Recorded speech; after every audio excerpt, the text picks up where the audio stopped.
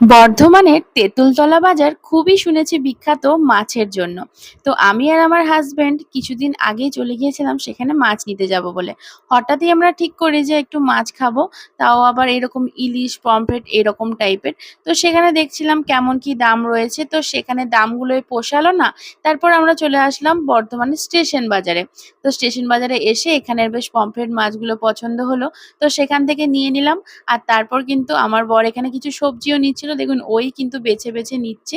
তো এই বাজারে কিন্তু প্রচুর জমজমাটি সেটাই আমি দেখছিলাম। আর এখানে তো আবার শুটকি, তারপর সব এই সমস্ত সেই শুকনো, শুকনো মাছও বিক্রি হচ্ছিল। একদমই ওইদিকে তাকাতে মন গেল না। তো তারপর ওখান থেকে চলে গেলাম জহরপট্টিতে। তো সেখানে ছিল এরকম সুন্দর কচুরির একটা দোকান। আর ওই দোকানটা কিন্তু খুবই মানে ফেমাস একটা কচুরির দোকান, মানে ডালপুরির দোকান এটা। এটা হচ্ছে ডালপুরি। তরকারিটাকে দেখুন কি সুন্দর এভাবে শালপাতার মধ্যে দিয়েছে লুচির ওপরে। তো সেই ডালপুরিটা খেয়ে মানে ব্রেকফাস্টটা করে আমরা কিন্তু মানে সকাল সকালে গিয়েছিলাম যেহেতু, ব্রেকফাস্টটা সেরে ওখান থেকে কিন্তু বেরিয়ে গেলাম বাড়ি যাওয়ার উদ্দেশ্যে। আর এটা হচ্ছে আমাদের বর্ধমানের কৃষক সেতু। তো এটা ওই পোলেমপুর ব্রিজ থেকে একদম সদরঘাট অব্দি রয়েছে এই সেতুটা।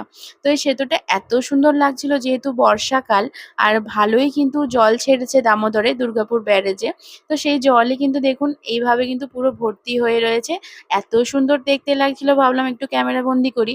সামনের দিকে তাকাতে, তাকাতে তো পেছনের দিকে তাকানোই হয়নি। প্রচন্ড ঘনিয়ে কালো করে মেঘও চলে এসেছে। তো আমরা তো তাড়াহুড়ো করে যে একটু ছবি তুলবো সেটাও পাইনি, কারণ বৃষ্টি চলে আসে যদি। সেজন্য তাড়াহুড়ো করে বাড়ির দিকেই যাচ্ছিলাম। আর আজকের ভিডিওটা এই পর্যন্তই। দেখা হচ্ছে পরের ভিডিওতে। যদি আপনাদের আমার ভিডিওগুলো ভালো লাগে তাহলে অবশ্যই পেজটাকে ফলো করবেন আর চ্যানেলটাকে সাবস্ক্রাইব করবেন। টাটা, সবাই ভালো থাকবেন।